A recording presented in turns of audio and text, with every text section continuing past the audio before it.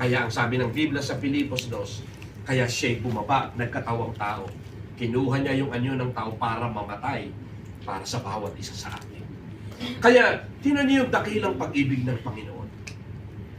Kasi nais niyang maranasan natin yung mabuting buhay, kaya ang Panginoong Yesus ay naparito upang tayo magkaroon ng buhay na walang hanggan.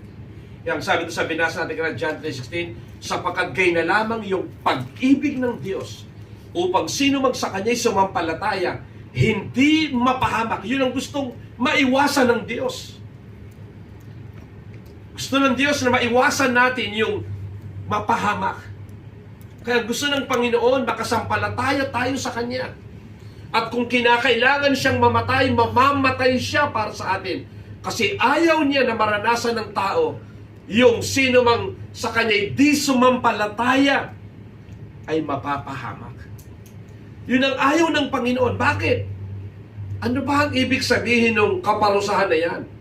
Pagkapag-aaralan natin ng Biblia, pag tayo ay namatay at wala tayo kay Kristo, kasi sabi ng John 14:6, anong sabi ron? Jesus said, I am the way, I am the truth, I am the life, and no one cometh to the Father except through me. Sabi ng Panginoong Jesus. Ngayon, pag ang tao ay namatay at na kay Kristo, saan ang punta? Sa buhay na walang hanggan.